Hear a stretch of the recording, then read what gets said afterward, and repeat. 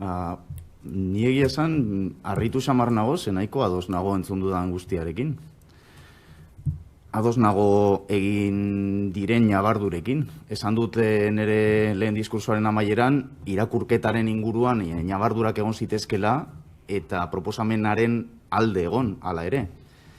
Eta egia esan, egin zaizkidan ñabardurak, esan zait etxe bizitzaren, edo alokairuko etxe bizitzaren prezioaren igoera ez dela honengatik bakarrik, argi dago. Argi dago, inkluso komisioen prezioak paktatzea hemen dagoen zantzua, horrek ere akaso ez duela etxe bizitzaren prezioa berez igotzen, baina egia da baita ere azkenean herritarrak hori ordaintzen duela, ezta? Eta beraz nolabait igual zuzenean ez bada zeharka igotzen duela, baina bueno, ñabardura uste dut interesgarria dela, igual eztabaidagarria dela.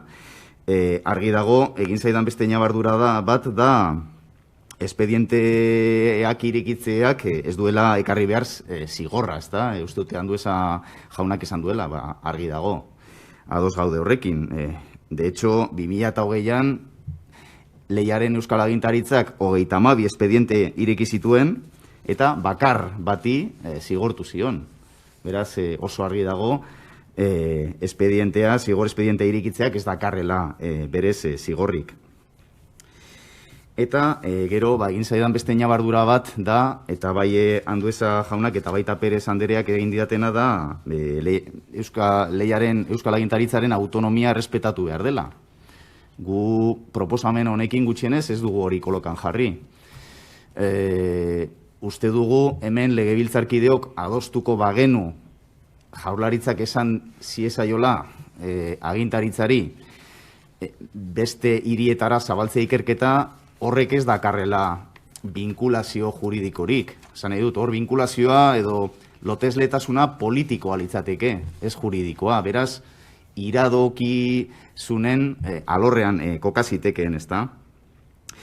Bai ez nagoela ados, esan zaizkidan beste gauza batzuekin eta batez ere Perez Andereak esan dituenekin.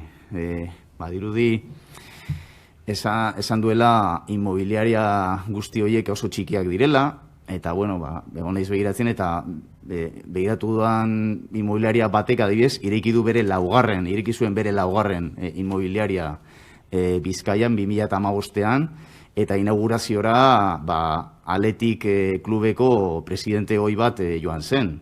Inmobiliaria txiki batek horrelako irekierak inaugurazioak egiten ditu, gure ustez ez. Horrek esan nahi du ja prezioak paktatu dituztela, noski ez, baina ez dugu erosten irakurketa hori, inmobiliaria txikiak zirela. Batzuk txikiak izango ziren, eta beste batzuk ez. Ze, 36 dira, egongo da denetarik. Investigazio preventiboarena ere ez dugu erosten. Esan nahi dut, ze investigazio ez da preventiboa, zure ustez?